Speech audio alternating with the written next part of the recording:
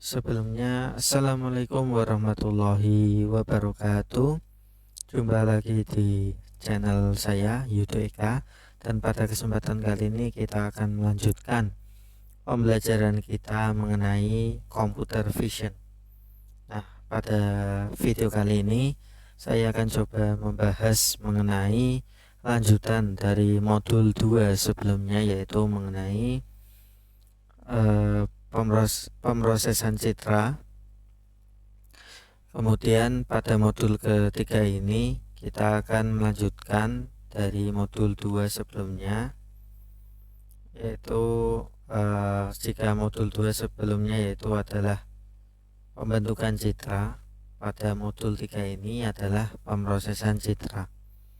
Nah, jadi apa saja sih materi atau cakupan pengetahuan mengenai pemrosesan citra ini? Jadi tujuan utama dari pemrosesan citra yaitu pertama meningkatkan kualitas visual atau enhancement, yang kedua mengekstrak informasi yang penting, dan yang ketiga frekuensi compositing atau menyiapkan input untuk analisis lanjutan preprocessing.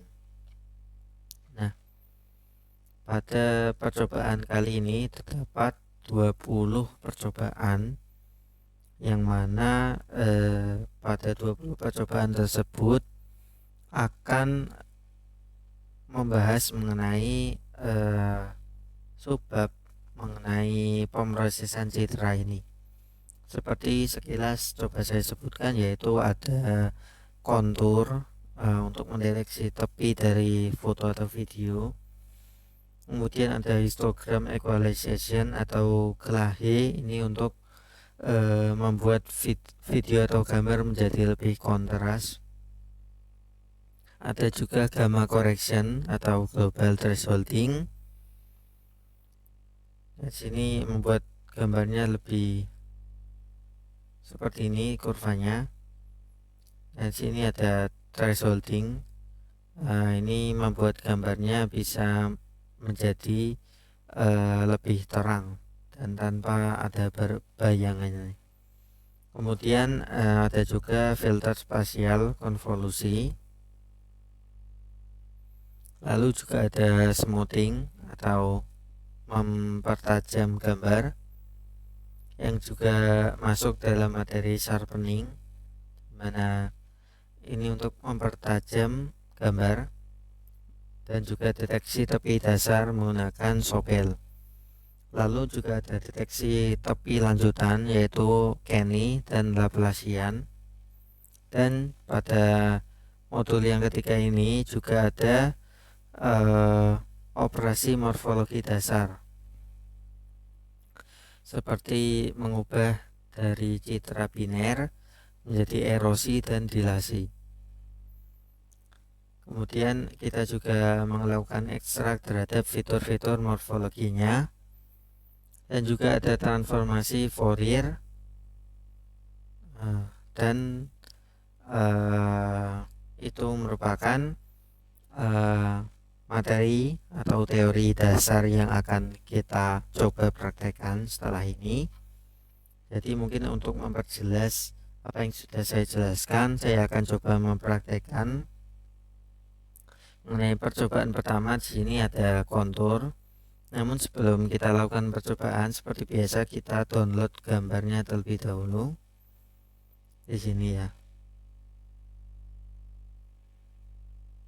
Di sini kita tinggal run saja programnya, maka otomatis si program ini akan mendownload gambar-gambar yang diperlukan.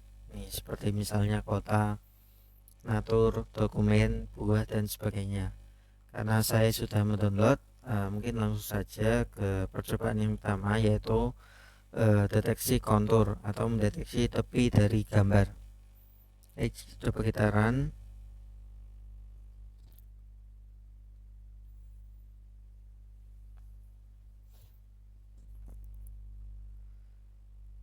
Nah, di sini deteksi tepinya ya, konturnya. gambar asli seperti ini diubah menjadi binary, terus dideteksi konturnya.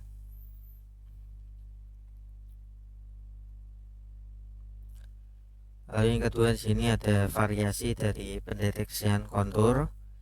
Ini ada 1 kontur, 3 kontur, dan sebagainya. Nah, di sini untuk versi yang berbeda menggunakan epsilon. Di sini epsilon 1%, 5%, 10%, dimana semakin kecil persennya maka dia akan semakin akurat dalam mendeteksi tepi.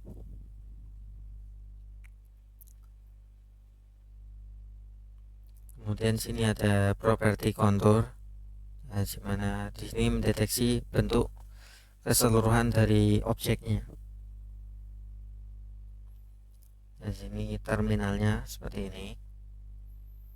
Baik, lanjut ke percobaan yang kedua mengenai histogram equalization.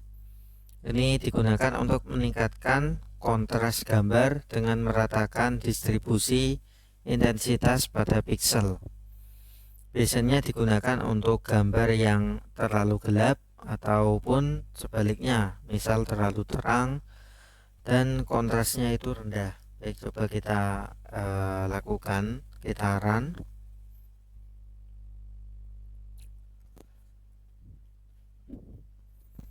Nah, di sini hasil dari running programnya, mana di sini ada gambar aslinya seperti ini.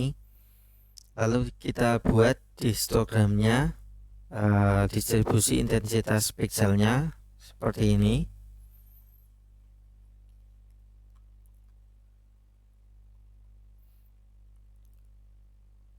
Nah, lalu pada demo kedua di sini, setelah ekualisasi histogram grayscale yang sebelumnya, maka akan dihasilkan gambar yang kontras seperti ini, dimana distribusinya dibuat merata dengan gambar kota ini.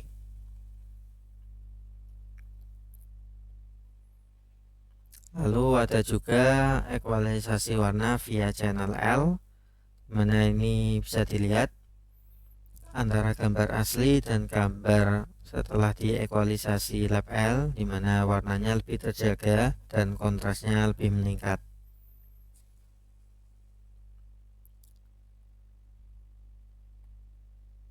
Lalu ada juga ekualisasi pada berbagai exposure.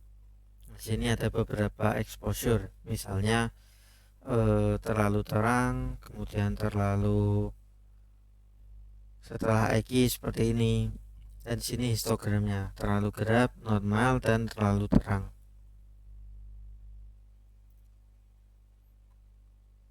Oke, kita lanjutkan ke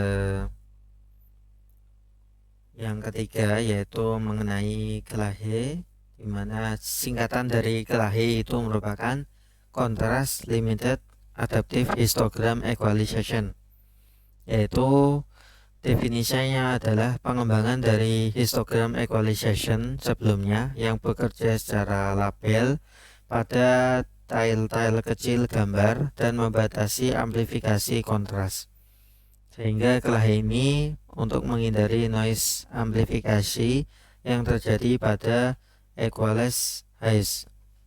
Ini versi modifikasinya dari yang nomor 2 tadi.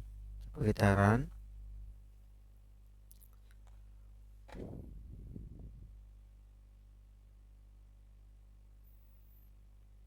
Nah, di sini mengenai global EQ-nya ya, setelah yang tadi yaitu equalize haze-nya secara global dan versi Gelahe-nya dengan clip limit 2 dan tile 8x8.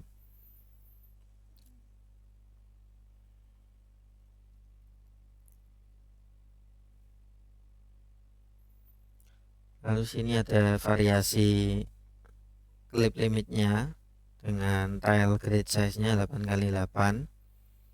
Nah, sini clip limit yang semakin besar akan membuat gambarnya semakin kontras seperti ini ya. awalnya seperti ini, 1 terang, langitnya yang 40 jadi rusak seperti ini.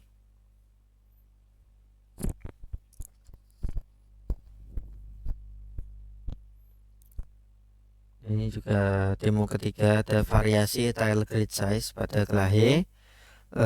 Ini jika tile grid size nya rendah 2x2, ini cenderung ke warna lebih halus, dan semakin besar atau tinggi maka warnanya akan semakin kasar.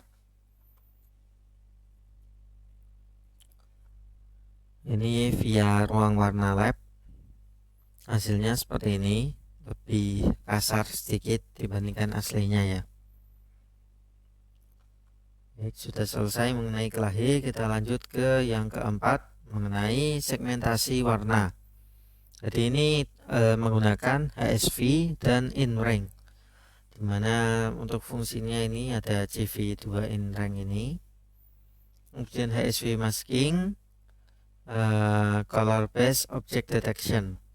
Ini kita menggunakan kedua fungsi ya, ada InRank dan HSV masking. Coba kita run langsung saja.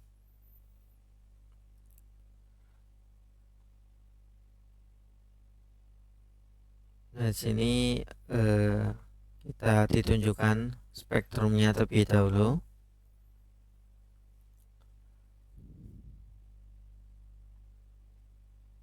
Nah, ini HSV ya, hue, saturation, and value. Seperti ini.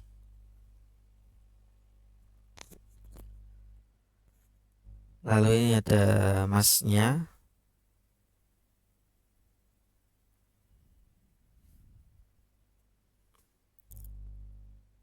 Lalu ada deteksi multiwarna. Ini ada 6 objek sekaligus. Ini menggunakan HSV tadi ya, untuk mendeteksi warna-warna yang ada pada gambar. Baik, itu mengenai segmentasi warna. Kemudian yang kelima yaitu mengenai thresholding global, di mana thresholding global ini untuk mengkonversi gambar grayscale atau abu-abu menjadi gambar biner menggunakan nilai ambang batas atau yang disebut threshold. Itu biasanya digunakan untuk gambar dengan pencahayaan yang beragam atau banyak sekali warnanya. Coba kita run mengenai programnya.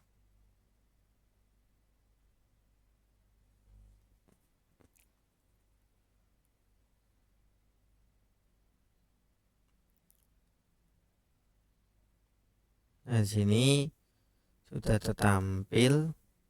Nah, ini gambarnya menjadi grayscale. Semakin tinggi nilai threshold, nilai ambang batas, maka gambarnya akan semakin berwarna abu-abu.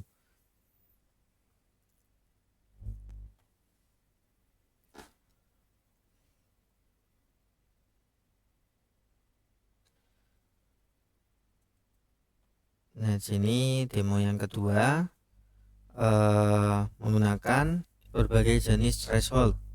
Ada threshold binary, kemudian ada threshold to zero, dan terang sebagainya. Maka hasilnya akan sebagai berikut.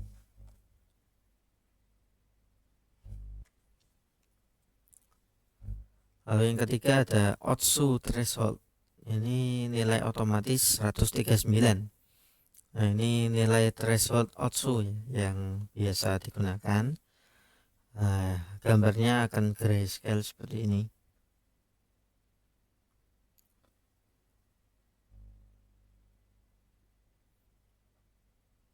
Kemudian ada demo keempat, ini ada pengaruh noise pada global thresholding.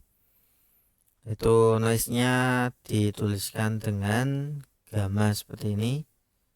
Nah, ini noise berat. Semakin berat noise-nya, semakin tinggi angka noise, maka gambarnya akan terlihat lebih kasar.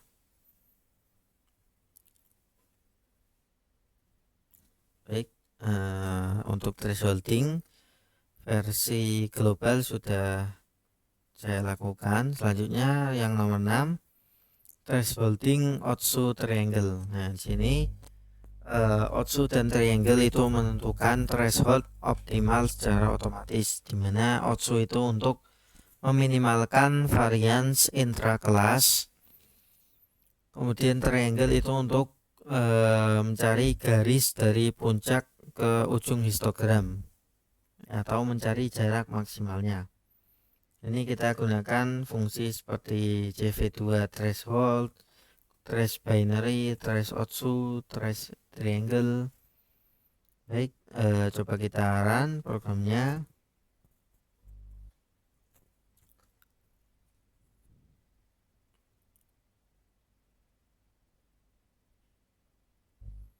Dan sini percobaan ke-6, Otsu dan triangle thresholding. Ini perbedaannya jika menggunakan Otsu yaitu abu-abu seperti ini, dan triangle itu lebih gelap lagi. Otsu plus blur menjadi seperti ini. Gambar aslinya Otsu seperti ini.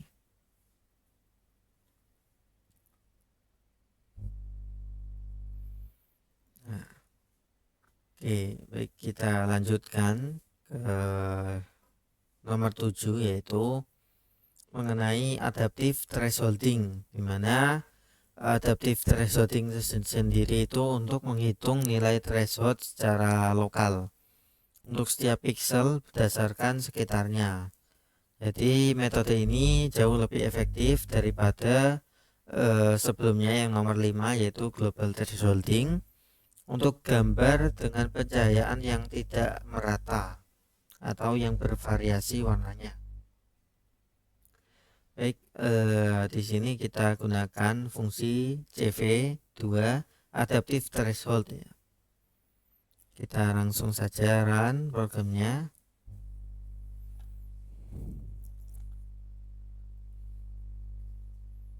Nah, di sini demo satunya yaitu mengenai adaptive threshold. Ini gambarnya menjadi tidak terlalu gelap walaupun menggunakan nilai ambang batas untuk image processingnya. Lalu demo 2 di sini kita variasikan block size-nya. Jadi semakin tinggi nilai block size itu gambar akan semakin hitam putih dan cenderung grayscale seperti ini.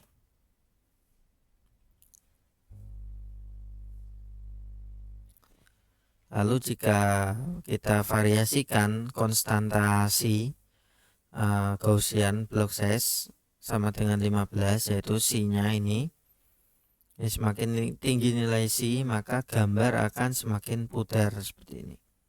Awalnya padat menjadi pudar seperti ini.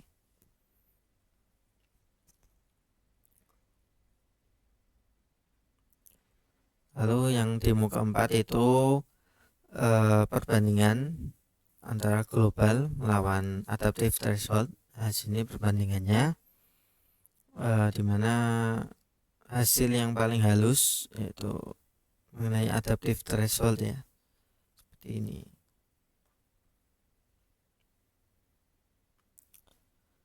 Baik, kita lanjutkan ke modul 8. Ini percobaan ke-8 maksud saya. Ini mengenai konvolusi dan filter 2 dimensi. Mana tujuannya yaitu untuk memahami operasi konvolusi 2 dimensi secara manual maupun menggunakan fungsi CV2 filter 2 dimensi, serta mempelajari berbagai jenis kernel standar dan pengaruh ukuran kernel terhadap waktu proses dan hasil. Coba kita run programnya mengenai konvolusi dan filter 2 dimensi ini.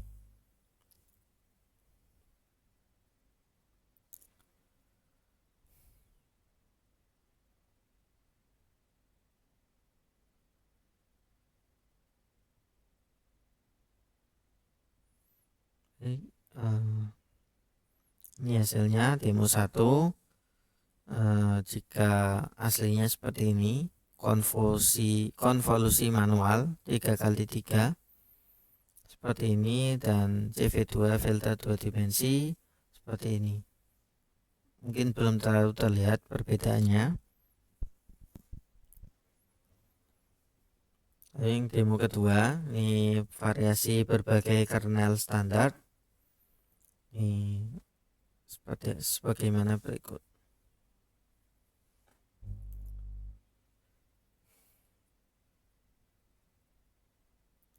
Lalu yang demo ketiga, ini custom kernel dari nol. Ini mengenai grafik pembentukan kernelnya. Lalu ini diagonal, dan ini Laplacian 5x5.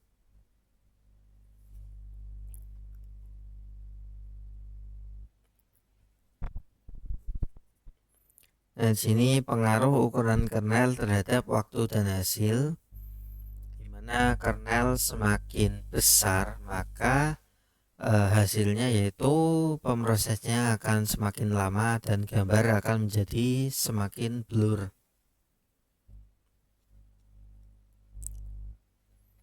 Baik, kita lanjutkan ke percobaan ke-9, yaitu mengenai Gaussian blur. Dimana ini untuk membandingkannya dengan kernel sebelumnya ya. Dan juga nilai sigma terhadap tingkat kehalusan serta implementasi separable Gaussian untuk efisiensi komputasi. Ini fungsi yang digunakan yaitu CV2 Gaussian blur, CV2 blur, CV2 box filter, gate Gaussian kernel, and subfilter 2 dimensi. Baik, kita coba run programnya.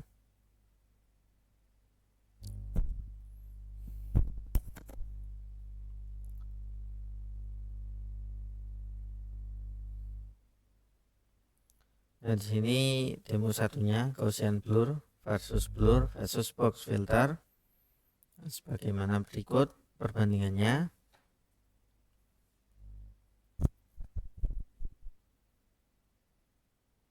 Lalu yang kedua, di sini pengaruh ukuran kernel Gaussian. Semakin besar kernelnya akan semakin blur gambarnya.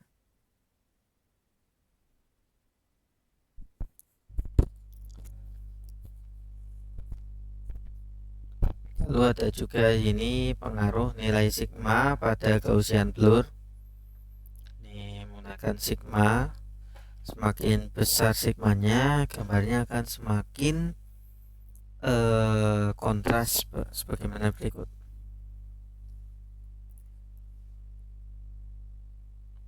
Nah, sini separable Gaussian, satu dimensi kali satu dimensi juga.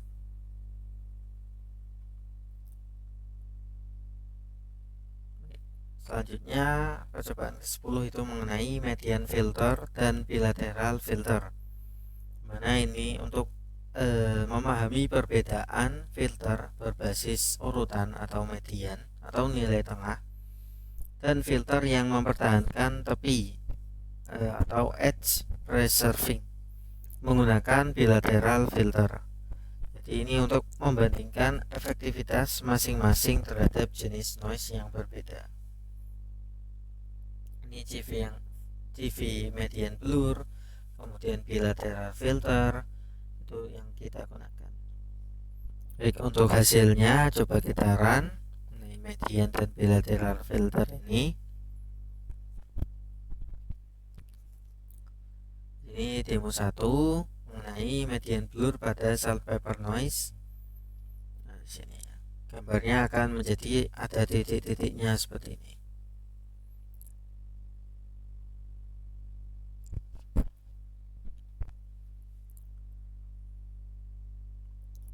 Ini ada perbandingan ukuran kernel median blur.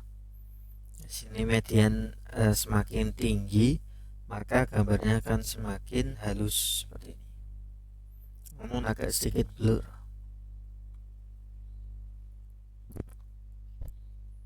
Lalu bilateral filter, di sini gambarnya akan semakin halus dan semakin agak pudar bintik-bintiknya seperti ini.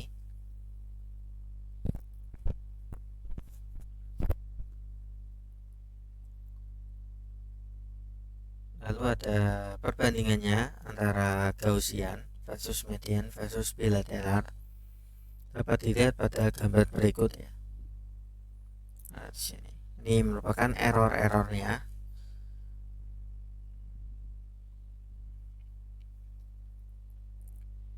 Baik, kita lanjutkan ke percobaan ke-11 mengenai sharpening dan unsharp masking.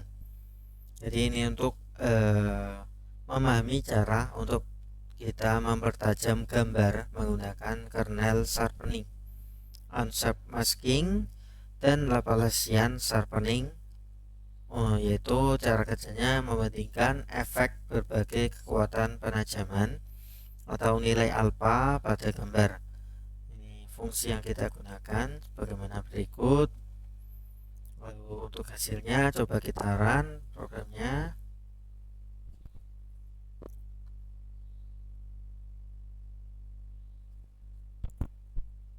Dan sini bisa dilihat mengenai demo 1 yaitu kernel sharpening.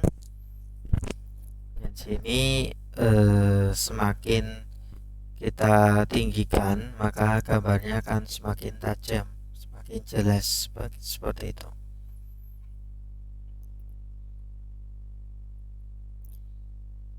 Nah, ini unsharp masking itu sebagaimana berikut ya.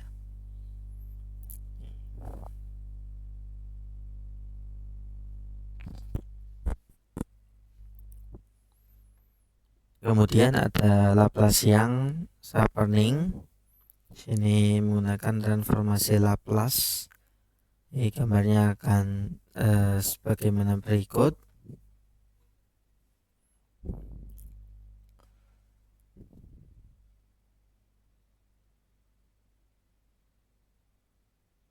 Lalu di sini ada demo keempat, bandingan kekuatan sharpening alpha.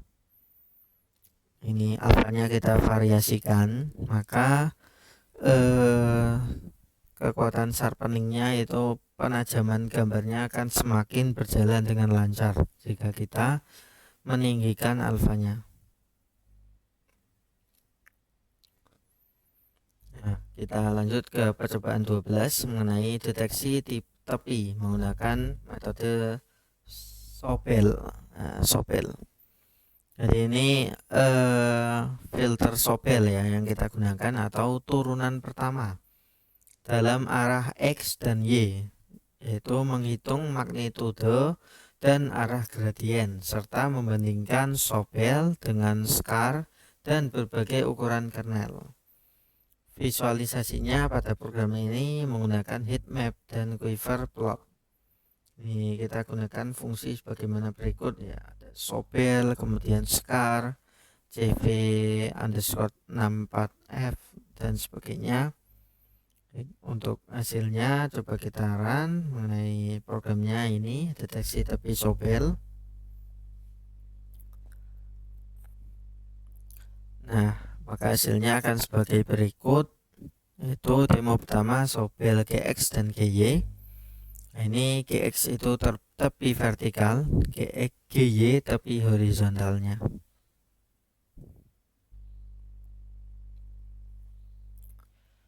Kemudian ini untuk magnitudo dan arah gradien Sobel.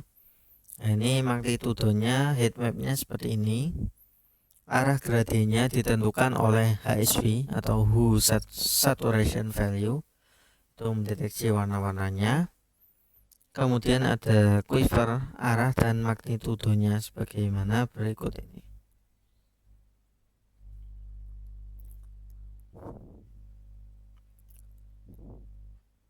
Lalu sini ada demo ketiga, scar versus Sobel K-size. Nah, bandingannya akan sebagai berikutnya.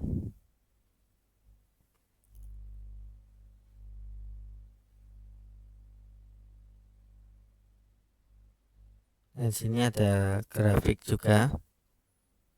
Ini untuk profil magnitudo baris tengah. Kemudian ada ini magnitudonya. Kemudian ini ada heat mapnya. dengan variasi cast size. Baik, selanjutnya percobaan ke-13 yaitu kita masih deteksi tepi tapi menggunakan metode Kani. Kani sendiri itu merupakan metode yang multi tahap dalam mendeteksi tepi gambar, yaitu menggunakan fitur seperti Gaussian blur, gradient, non-maximum suppression, double threshold, dan hysteresis. Untuk fungsi yang digunakan yaitu CV2 Kani SRC threshold. Nah, ini untuk programnya, coba kita run bagaimana hasilnya.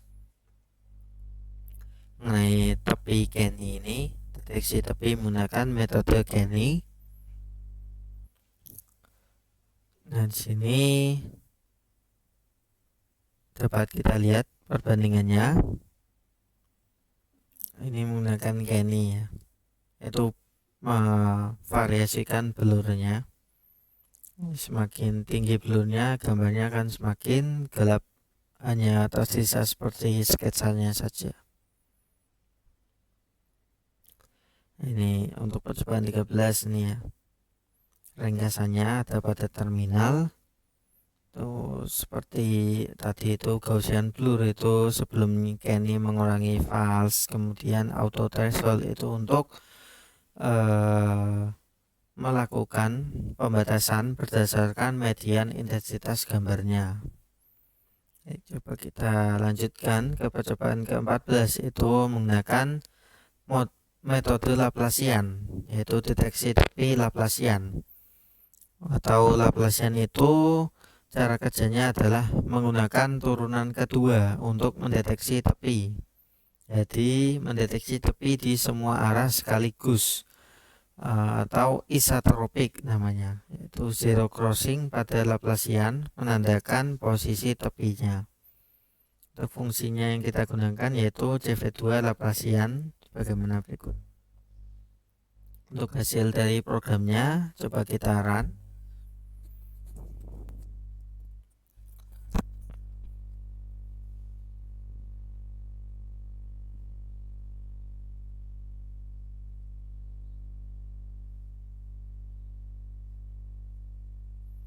Dan sini deteksi tepinya ya, Laplacian.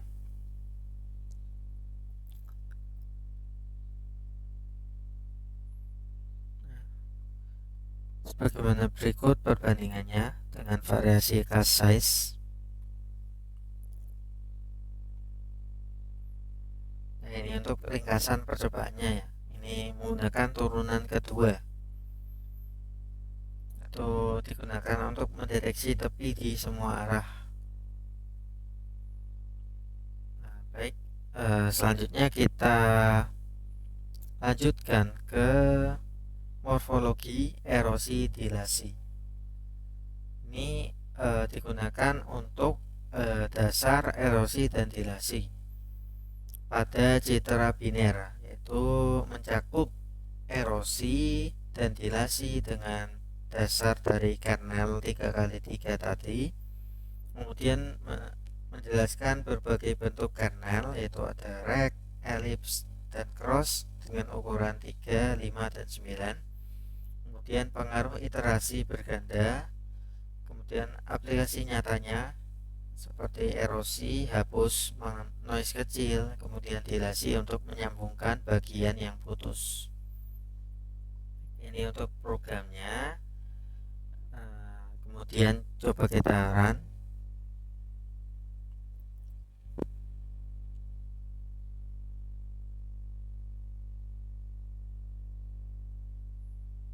Nah, sini bisa kita lihat erosi dan dilasi dasar menggunakan kernel 3x3.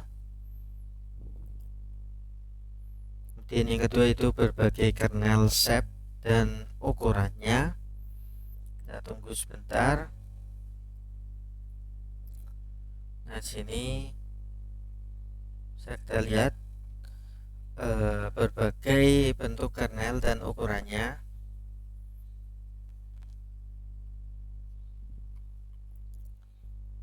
Kemudian demo ketiga itu pengaruh iterasi berganda. Ini pengaruhnya sebagaimana berikut. Jadi semakin iterasinya itu berjalan, semakin banyak iterasi, maka hasilnya akan membentuk titik kotak sebagaimana berikut. Kemudian demo keempat yaitu aplikasi nyata erosi dan dilasinya. Nah, ini contohnya seperti ini citra dengan noise salt. Ini setelah erosi itu noise-nya terhapus, titik-titiknya terhapus ini, lalu noise-nya, pixelnya terhapus, itu warna putihnya terhapus, kemudian tinggal garis dan masih ada noise-nya.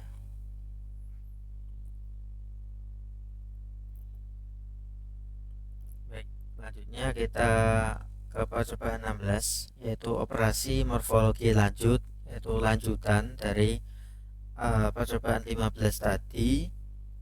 Ini kita gunakan CV2 morfologi dengan bahasan mencakup opening, closing, morphological gradient, top head, black head, hit or miss. Ini untuk programnya. Baik, untuk hasilnya coba kita run.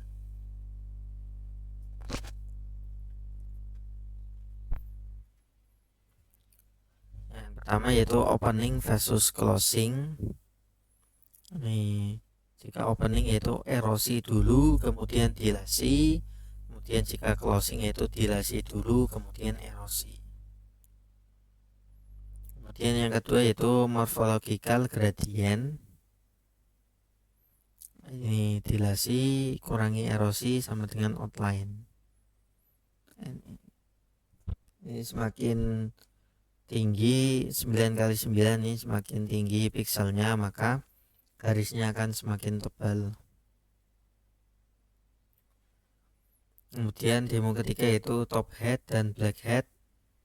Ini maksudnya apa sih? Itu top head itu menggunakan konsepan asli atau opening tadi, yaitu erosi dulu kemudian dilasi. Kemudian black head itu dilasi dulu kemudian erosi. Lalu ada demo keempat, hit or miss transform, itu untuk mendeteksi pola spesifik. Nah, contohnya seperti ini. Deteksi sudut, misalnya ini dari sisi ujung kanan, hasilnya akan sebagaimana berikut. Nah, untuk morfologi lanjutan sudah selesai. Selanjutnya percobaan 17 mengenai top head dan black head transform mendalam. Itu untuk mempelajari transformasi morfologi lanjutan yang percobaan 16 tadi menggunakan top head dan black head yang berguna untuk mendeteksi objek kecil, yaitu objek kecil yang terang atau gelap, dan mengoreksi pencahayaan yang tidak merata. Di wet top head itu untuk gambar asli dari opening, itu menonjolkan objek cerah yang lebih kecil dari elemennya. Sedangkan black top head itu menonjolkan objek gelap yang lebih kecil dari structuring elemen. Ini untuk referensinya, kita ambil dari sini. Baik, coba kita run.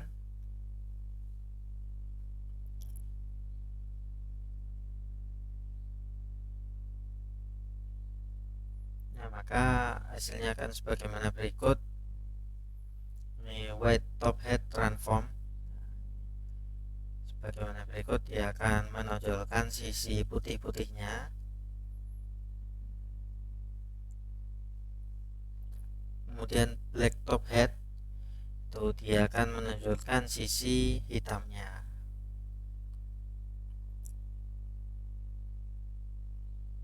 Kemudian demo 3 yaitu koreksi pencahayaan tidak merata dengan via white top head. Nah, ini bisa digunakan untuk mengkoreksi pencahayaan menggunakan white top head.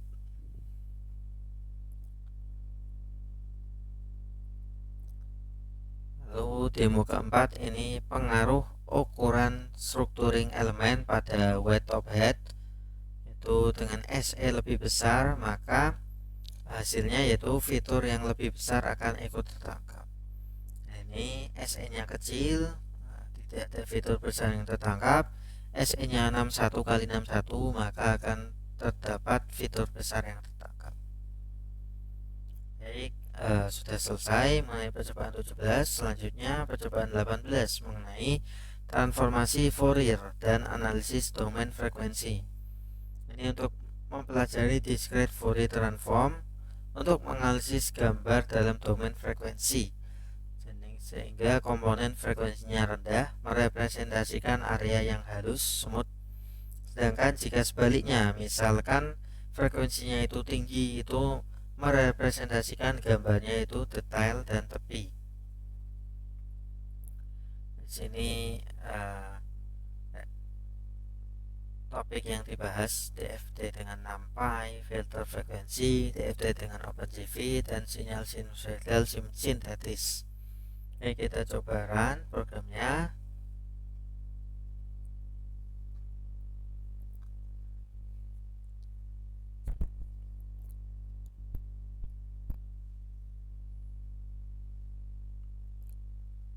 Nah, sini magnitude spektrum dengan NumPy bagaimana berikut ya.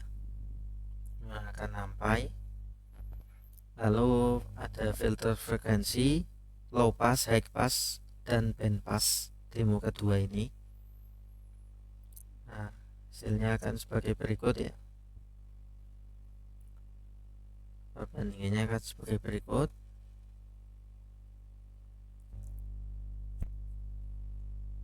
Lalu demo ketiga yaitu perbandingan juga antara OpenCV 2 dengan NumPy. Perbandingannya itu magnitude spektrum dan rekonstruksinya. Ini perbandingannya ya.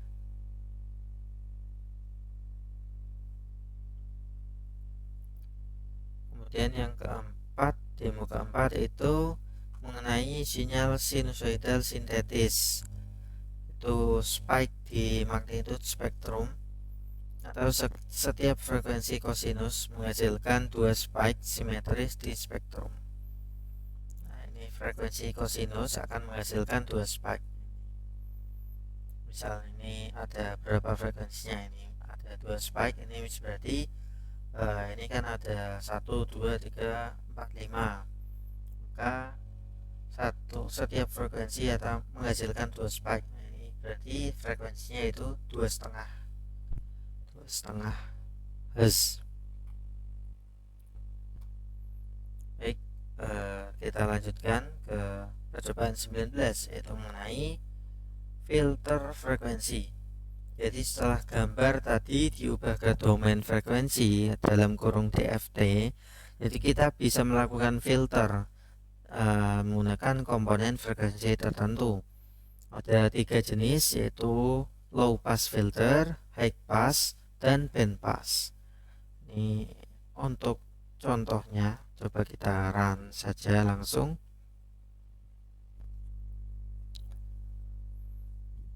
Nah, sini terminal akan memproses output dari programnya terlebih dahulu. Nah, di sini kita contohkan low pass filter terlebih dahulu. Nah, sebagaimana berikut, jika semakin tinggi, maka gambarnya akan semakin bagus.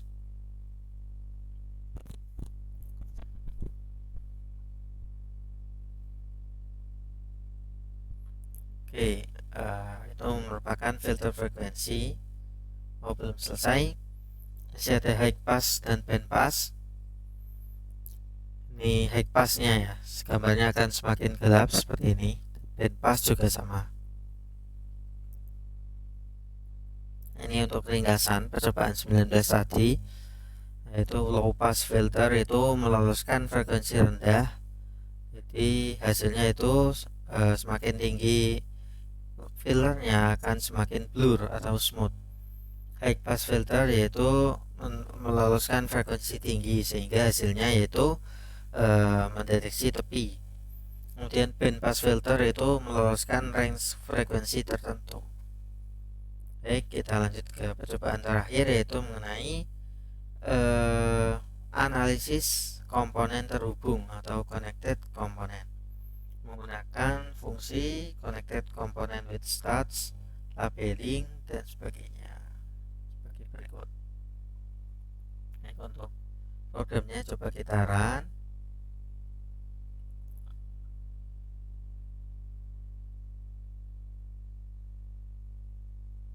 Nah, sini connected komponennya. Ini gambarnya bisa mendeteksi ada 5 bentuk bangun datar di sini. Kemudian kita deteksi juga tepinya menggunakan kontur yang tadi ya. Lalu kita hapus noise-nya. Titik-titik ini kita hapus, ada 131. Kita hapus menjadi seperti ini. Lalu ada koneksivitas ini pada diagonal image. Lalu ada analisis blob lengkap. Nah, sini bisa dilakukan penomoran pada bentuknya yang pertama kali terbentuk ya.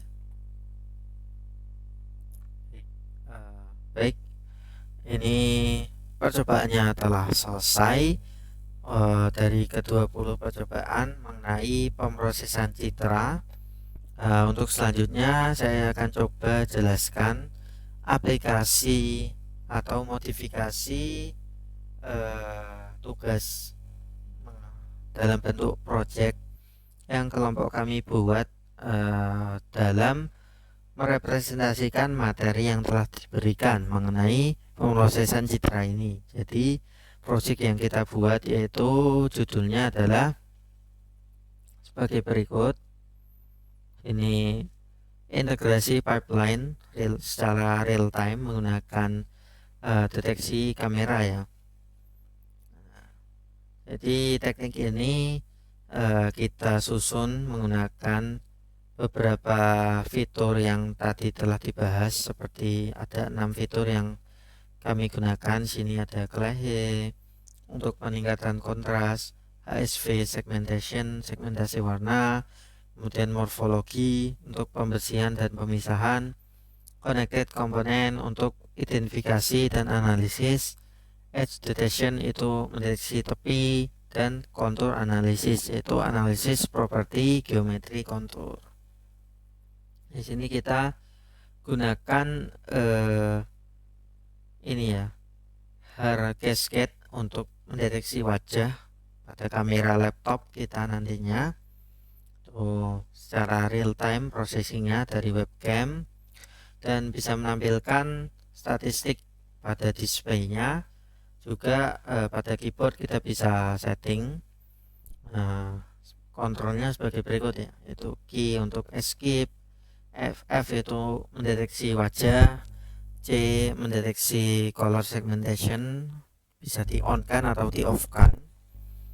Bentar, kita coba cari.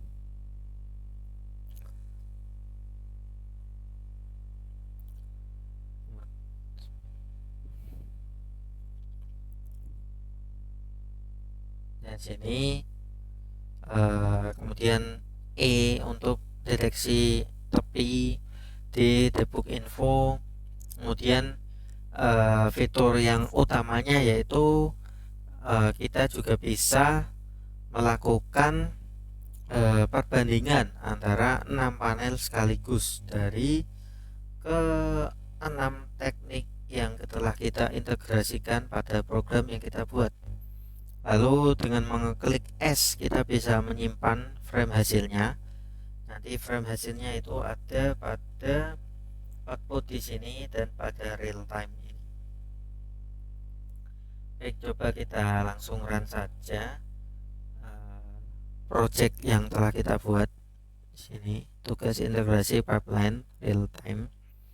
sebelumnya coba kita matikan dulu kamera OBS kita ya. Kita aktifkan dulu.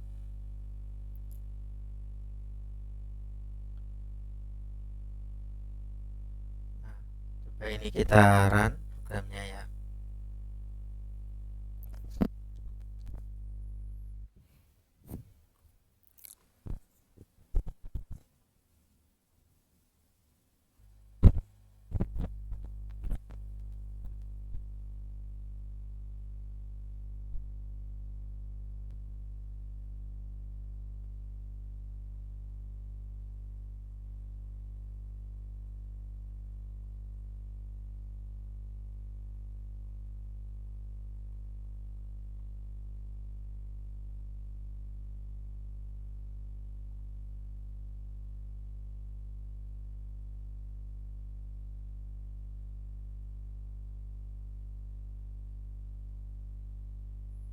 Oh, sini terdapat error, gagal membaca frame dari kamera.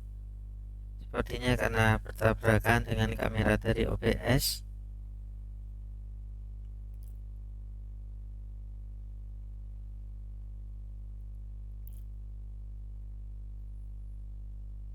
Coba kita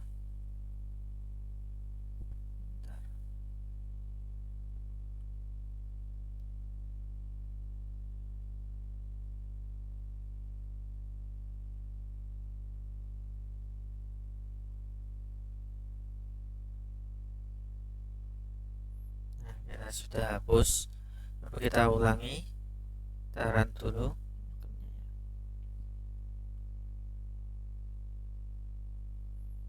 Nah ini dia hasilnya. Oke, jadi kita bisa lihat di sini integrasi dari keenam fitur. Di sini ada kelahi untuk kontras. Kemudian di pojok kiri atas di sini ada integrated komponen, itu komponen yang saling terhubung untuk melakukan analisis. Dan di sini yang titik-titik ini HSV segmentation ya. Nah, kemudian kita juga bisa lakukan deteksi wajah, kita bisa off kan, pencet F untuk mengoffkan deteksi wajah, kemudian C untuk menonaktifkan apa tadi ini color segmentation, kemudian E untuk menonaktifkan deteksi tepi. Coba kita aktifkan lagi FCE-nya. Di sini integrated komponen itu berjalan secara real time ya. Kemudian kita coba perbandingkan 6 panel sekaligus, pencet A atau 4 panel maksud saya ya. Ini gambar aslinya sebagai berikut. Nah, ini gambar kelahi atau gray versi abu-abunya. Kalau di sini HSV masknya itu terlihat lebih gelap karena deteksi warna yang telah diproses. Kemudian ini untuk morfologinya semakin gelap. Lalu untuk save kita bisa klik S. Kita klik S. Oke, kemudian kita coba escape kembali. Nah, hasil dari save-saveannya tadi yaitu kita bisa cari di output real time dan cari yang paling baru. Ini paling baru sini. Nah, ini hasilnya yang paling baru tadi.